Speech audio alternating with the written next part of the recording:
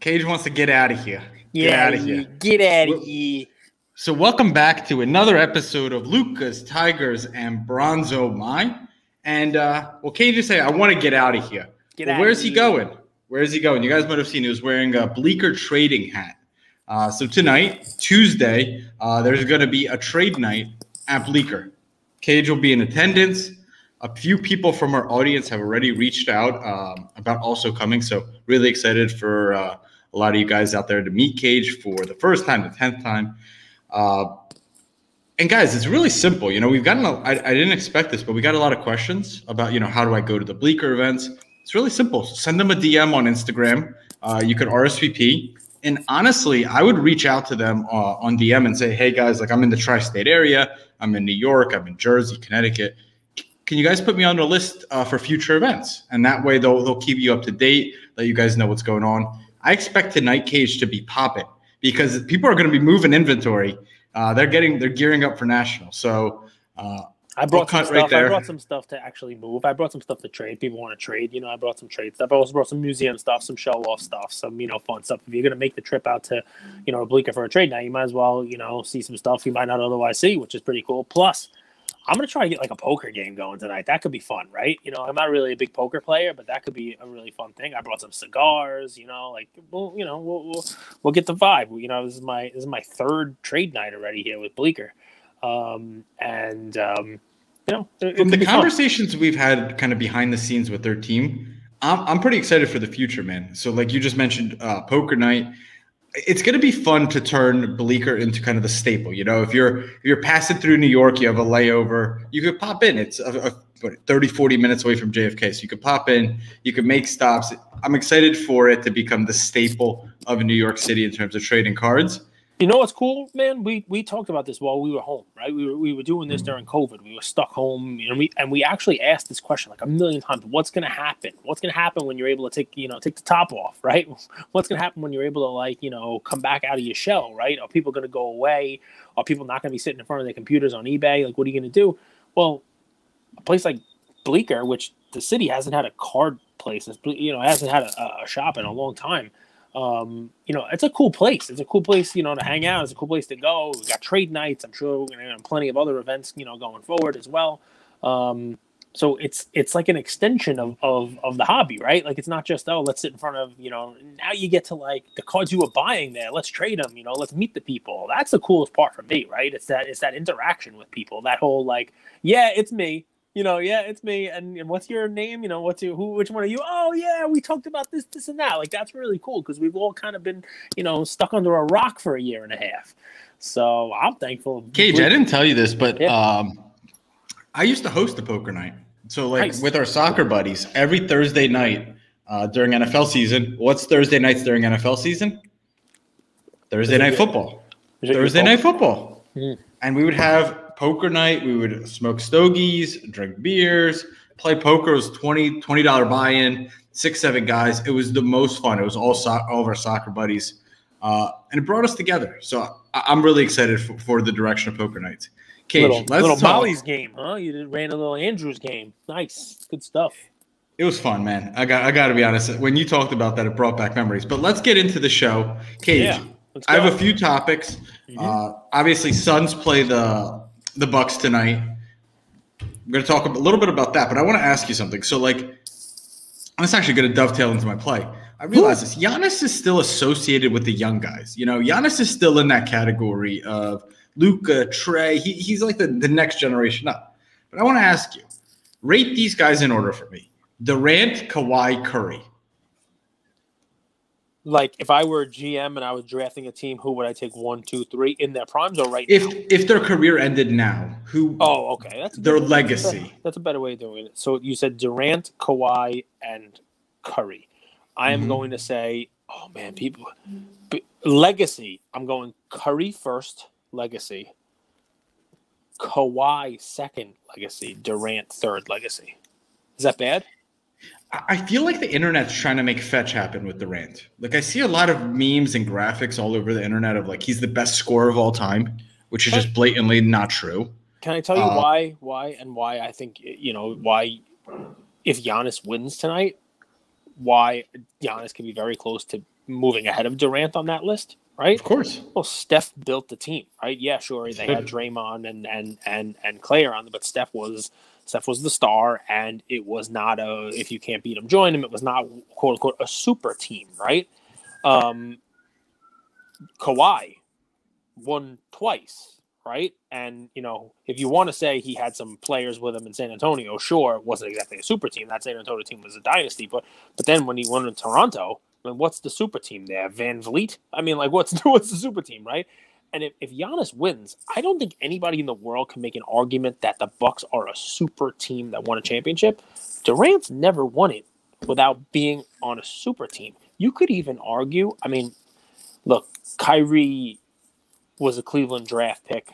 When LeBron won with Kyrie, that's borderline super team. I mean, it's two top guys, right? But most of LeBron's championships were super teams. It was him and AD. It was him and Dwayne Wade and Chris Bosh. It was like a formed team. It was like an alliance type thing, right? And here's a narrative most people don't talk about. Durant's been on 3 super teams. The Oklahoma City Thunder with Westbrook, Harden, Ibaka, and my favorite Reggie Jackson. That was a super team. Then he joined a 73-9 Golden State Warriors team and won 2 titles with them. Super team. And then the Nets. Yeah, Harden and Irving. But that's the thing. It shows you why Giannis, what he's doing is actually pretty damn impressive, right? I mean, super impressive. A lot of the asterisks and excuses will be out the window. This guy was injured. This guy was this. It was a COVID season. Blah blah blah. Like the Brooklyn Nets were all injured, and they really beat only Kevin Durant, and nobody else really was. I mean, there'll be a lot of that, but a championship's a championship. When you look back on his career, he will have won a ring if he wins. No doubt. And now let me explain why I'm bringing this up. This is not to slander Kevin Durant. This is actually to give you guys my play. And you remember a few days ago, we talked about Bitcoin, blockchain NFTs with Panini. And here's why I always talk about getting on platforms that are free and learning. I've been watching the auctions there, and I texted Cade something. I'm like, wow, Kawhi moments or Kawhi cards are so underpriced. So let me give you an example. There's a lot of uniformity with NFTs. All the silver is out of 149. So LeBron's silver out of 49. This is non-rookie. This is just a regular serial number. They're selling for $500. Okay. Curry selling for a few $100. Durant a few $100. Kawhi, there were buy it now offers for $50. There was an auction that ended at $20. So I go digging and I'm like, well, if the NFT market is reacting like this, the blockchain, what are Kawhi's cards doing in the real world? Okay. And that's my play for you guys today. And maybe look at this at National, because this is a great buy low play. So Kawhi's legacy is set, and I think he's only going to be adding to it. But this isn't even a buy Kawhi and hold for him to win a championship. This is a buy Kawhi and then wait for him to get back into his robot form, which he 100% will, putting up 25 and 10 next year with whatever team he's going to be on, and sell into that strength. Because right now his rookie card is 2012 Prism PSA 10, which was like a $2,500 card. Cage, it's $1,000, wow. And that's $1,000 on eBay. Imagine what you're going to be able to snag a few of those or one of those at National. And you could go PSA 9, honestly, on this one too. If your hands are fast enough, you could snag one for free. Just don't come back the next day and try to sell it. No, too soon. Too soon. Too soon. No, sorry. Well, I mean, let's pretend this is an improv scene. That's probably the card to do it with, right? There's no numbering. It's a base. That's it. No numbering. Let's pretend we're improving. I like guys. We don't. Life is improv, man. Yeah, we don't have any writers. We don't have the office writers on staff, so we just kind of wing it. And sometimes out of left field, Cage comes in and throws me off course, but I'll get back on. So that's my play, guys. I think Kawhi's legacy is still being written, but he's someone who just keeps executing year after year after year after year, and his cards have gotten pummeled. He tore his ACL, all that stuff, the injury. The Clippers didn't go far, and now they're down 60%. I think it's a really good buy. Are you nervous that he misses a lot of next season with that injury? It's one of those injuries that can really be a little nagging. No, I mean, let's say you are, then wait 3, 4, 5 months and just buy his cards when they're even lower. Okay. But make sure that Yeah, it's just he's so easily he doesn't do interviews. He's not on social media. He's not ever in culture until he plays. So for me, his cards always overreact. And like you see, there's no one's he's not even top of mind with people. So to me, it's just buying really low and selling on the news that he's going to come back next year. I don't even think he needs to step on the court for these cards to go up. Okay. Listen, I love Kawhi, and I agree with you entirely. I think every Kawhi thing is underappreciated. Won 2 championships, 2 Finals MVPs, 2 different teams. Neither of them you'd consider quote unquote super teams, and he's still young. You know, I mean, he's still young. He's got a lot of basketball ahead of him, yeah, I mean, the injury kind of sucks. So I want to also talk about somebody who also has a resume and is being overlooked, but it won't be overlooked much longer. I got to give credit to Trouble T-Roy on this one. Sports Cards _PDX is his name if you want to follow him, because he knows what he's talking about. So a few days ago, I think it was early Saturday, so several games back, he sent me a message and said, I want to go on record. I want to be on record with this. Juan Soto is winning the MVP in the National League, which, I mean, Tatis is having one of those years and he's doing great. And he basically, he said, listen, this is more about the National League East and the National League West. Soto will pick it up. He's going to obviously have a better year than he's having in the first half. I think that the Padres lose out to the Dodgers in the West, and the Mets will falter, and the Nationals will find a way to win the NL East on the back of Soto, and that'll carry a lot of weight in MVP voting, yada, yada, yada. I don't know whether he's winning the MVP, but since our friend Trouble T-Roy, Sports Cards _PDX, sent me that message, have you seen what Soto did? Soto's having such a good post-All-Star break so far that MLB tweeted yesterday, and it was just 4 words with periods. It was Juan, period, Soto, period, mashes, period, baseballs. And it's a picture of him hitting a home run, right? Juan Soto mashes baseballs from MLB.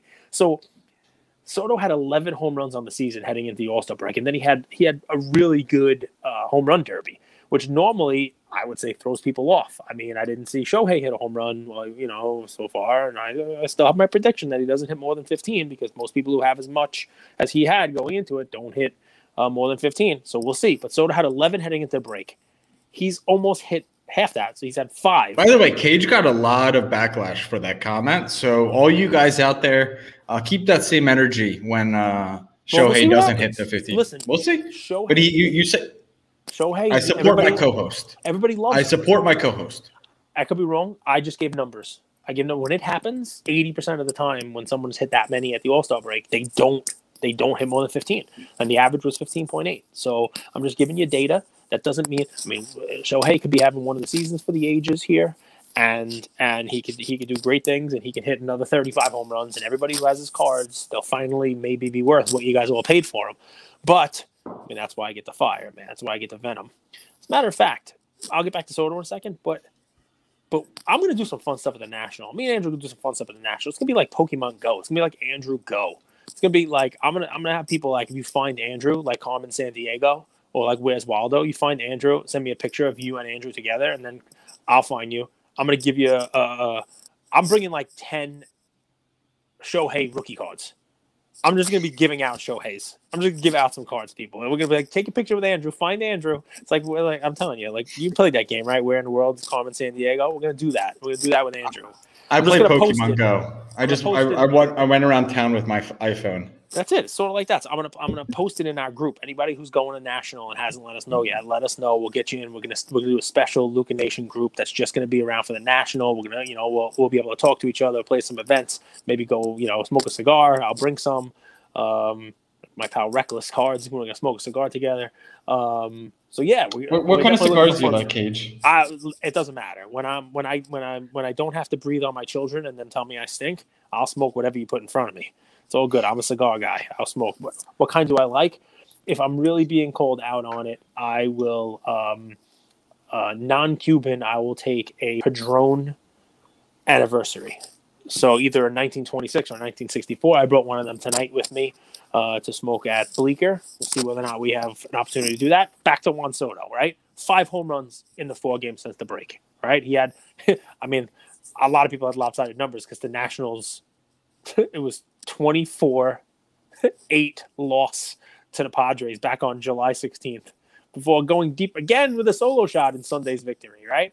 So even though it was technically this week and not last week, it's, you could say he homered twice again on Monday in an 18-1 game against the Marlins. Just so many weird lopsided scores, right? So he's now slashing maybe 301, 420, 512 with 16 home runs. He only had 11 at the break, so 4 games, 5 home runs, right? 16 home runs, 53 RBIs, 5 steals, over 289 at bats, right? Looks like, I don't know, a lot of people, they lose their power stroke, they get a hitch in their swing in the home run derby. It looks like he found his power swing again during the All-Star break and at the home run derby, right? I mean, look, you can't really ask for him to do much more, right? And now he's with the 301, he's now getting much closer to what you would expect him to do on the season. 310 batting average, you name it. His hard hit rate is up, the average exit velocity, the maximum exit velocity, all those like sabermetric numbers are all there, right? Injuries to Acuna, injuries to Jacob deGrom. He really is now in the National League only behind Tatis in that MVP discussion. So it's funny. I give trouble T. Roy. I kind of laughed at it when he wrote it to me, but he's kind of right. And I'm not going to say Tatis going to get injured, but if Tatis cools off and Soto continues to mash like this, well then, it's July 20th. The person who today picked up, and look, you want to do Chrome, you can do Chrome, but the person who today picked up the Juan Soto US 300 Topps Update PSA 10 for $148 is going to be happy if the guy continues to mash and like this.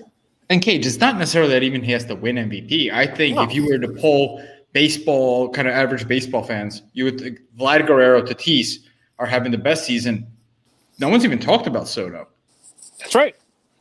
So that's where it's coming from. It makes total sense. Yeah. And a lot of people said he's the best of those 3. Well, let's layer it on, right? If you're thinking to yourself, like, who am I going to invest in, right? So he's already won a championship and probably should have been the MVP. He was definitely in the MVP discussion for that championship. I mean, obviously Strasburg had a great, a great postseason. Even you could say what's his name? Scherzer pitched well also. But I mean, Soto had a bunch of home runs in that World Series. I mean, he showed up on a big stage, and I mean, he is still very, very young. You know what I mean? I mean, he's 22 years old still. I mean, this is a guy you forget about. He's played for so many years. He's 22 years old. So I don't know whether or not, he's going to win the MVP. I don't know whether or not that's going to happen. It seems much more plausible after a recent, power explosion here than it did at the All-Star break. But, it's just one of those things. I mentioned that US 300. Obviously, if you're a Chrome person, you can grab a Chrome one. But this is one where, if he continues to do this for another day, 2, 3, all of the bargain Soto cards will have been scooped up on every platform, whether it's eBay, StarStock, wherever you buy your cards from, ComC. But maybe people, saw him at the All-Star break, so he only had 11 home runs compared to Tatis, who had 28, and just had so many more home runs. And people were like, all right, well, forget about this guy. He's not that good. Well, things can change like that. And, if you haven't seen articles about what he's done since the All-Star break, you will start to see them soon, and then the bargains will disappear. A little baseball. Who knows baseball better than the big man, the big Baba Ganoush? He'd be a first baseman or DH in your time, wouldn't you? Hell yeah. One of the guys that just ate way too much gum, or had the dip like this, like that. I couldn't move. I'm like Bob the Hammer Hamlin. Look that guy up, guys. I think he won the Rookie of the Year too, Bob the Hammer Hamlin. He held the record. Go ahead. Sorry, man. I was going to say, guys, look out for Cages. You can follow him on Instagram tonight. He's going to be at Bleecker Trading. So if you can't be there, follow Bleecker Trading on Instagram. Follow Luca Tiger Brown Podcast. You're most likely are Cage. So you can get some live updates. Actually, honestly, I'm not even sure if Shyway Vlogs is going to be there, but that's probably the guy you want to follow for live streaming and things like that if you can't make the show tonight. He's also the guy to follow around if you want to get a contact high. I'm just saying potentially, hypothetically. No. No? I've never met anyone in real life, Cage. I'm just a virtual rectangle. I forgot about that. You don't actually exist. You are figment of people's imagination. You are a hologram. Hopefully, when I'm gone and I carry on, people will say Andrew left a positive influence on this hobby. That's my goal. Maybe just a little bit. I bought some Bitcoin recently. I wouldn't have done that if I didn't meet you. Yeah, Coinbase. The Coinbase fees are crazy. They kill you, man. Coinbase takes so much money. I'm gonna complain about that until the end of the week. Well, you're killing me on that stuff. You're killing me. The move, though, if for people like you that are more like retail, you're never going to really use the Bitcoin. It is probably to use Robinhood, because Robinhood doesn't charge any fees. You don't really own the Bitcoin, right. But Robinhood doesn't charge you any fees, and you could set a limit price. So you could really decide the price you want to execute at, because Coinbase, they take fees for the transaction and then they execute a market order. So it's not really market. It's not really market. It's like 0.5% above market, just in case. Right. But it's not. But a limit order, you set the number. They're stealing a fee, and they're doing a fake market order, which is no fun. But hey, look, it is what it is. We're not here to talk about. Go ahead. I have a bonus thing for people.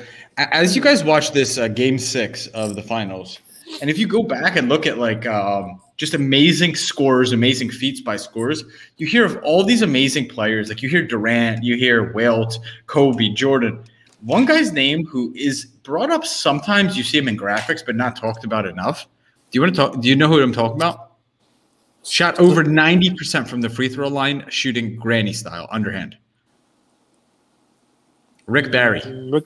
Oh, they mentioned him, Rick Barry. They mentioned him, right? Yeah, they mentioned him when you said he's underrated. Yeah.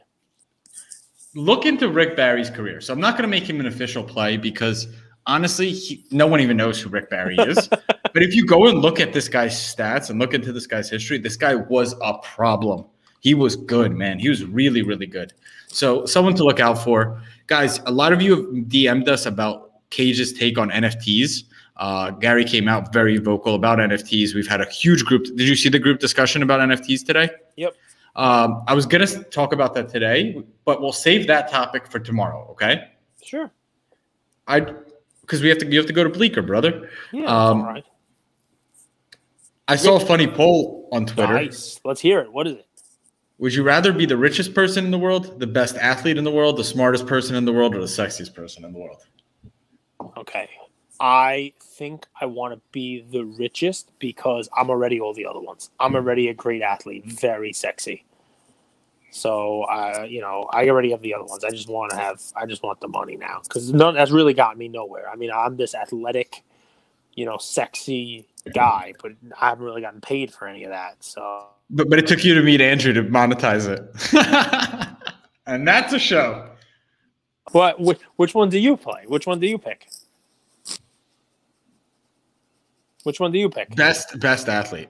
Best athlete. Why? Because you can monetize that, and you could. I could definitely monetize that. It's just my first love. Like at this stage of my life, like I realize competing in athletics is really for my ego, but I would love to just dominate everyone athletically because I could convert that and learn the other skills. Like if you could learn how to be a good brand, a good marketer, a good salesperson. Like if you can learn that stuff, you can't really learn how to be LeBron James, who, by the way, in my opinion, is the best athlete of all time.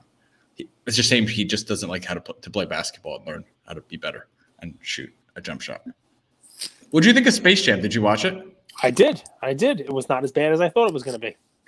But I do think maybe Warner Brothers is trying to sell themselves because they basically put all their intellectual property up like it was like an advertisement for Warner Brothers for no reason. Like there's no reason. That's what I heard.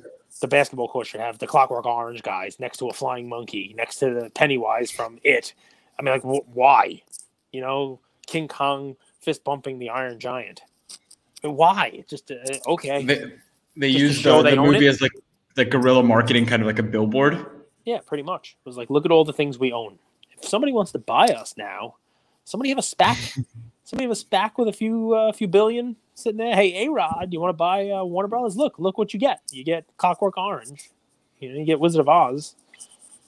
You get the Justice League. I mean, it was okay. I will tell you. Here's the problem I have with it. I hope I don't ruin this for anybody out there. Okay, it was not Space Jam. They should have called it Computer Jam, right? Because at least Michael Jordan went to like another planet, right? And he was playing to save the tunes, and he would have to be stuck on this other planet if he lost the game, right? He couldn't come back to Earth. He'd be stuck there. LeBron James never leaves Earth. There's no space really in this thing. He goes in a computer. So to me, it's a little odd that they called this Space Jam. I mean, I get it. They had to what about this Space Jam legacy kind of thing? Go ahead. What about what? What about? So I didn't watch it, but I heard the storyline's pretty cool, and I read into it. It's kind of about like a son wanting to pave his own path, right, and not following the path of his father. Yep, that's kind of cool. So very unrealistic because at the end, of course, the son realizes that his dad is not that bad of a guy, and LeBron is about to make the last second shot, and his son is in the corner, right, and his son is open.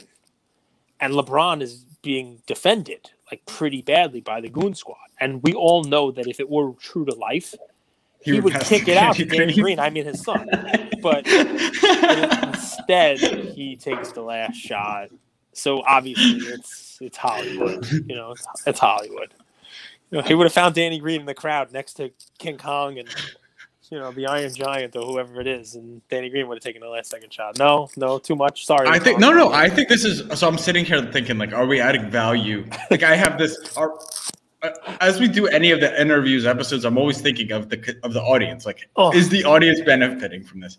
I hope you guys are. So you guys, we talked about Bleecker trading a little bit. Get on the RSVP list. Just shoot him a DM. Super simple. Kawhi play. Cage ranked. Curry, Kawhi, Durant in terms of their career to this point. Obviously, a lot could change. Right, the legacy. Yep. Cage gave a great play with Juan Soto. We bantered for like 18 minutes after that, and Luke and H. It's fun, man. This is fun, and yes, the biggest important part you left out is we're gonna have a group for people to come tackle you at National. I want people locating you. I want people. So I said I'm gonna send the reward to anybody who tackles Andrew. And someone wrote in the group, "I'll light him up for no reward." people are looking to give you the old Terry Crews. People are gonna water boy you in the middle of the lobby. It's gonna be awesome. Unreserved comment. You're not going to see it coming. No, but the point, guys, is we're definitely going to be hanging out at the National. We have a group of folks who are going to be there in person. If you have not already joined it, send us a message and we'll get you in there. That way, whatever it is that we're doing, we'll drop it in the group, let you know where we are, let you know what we're doing. You can join in. All right.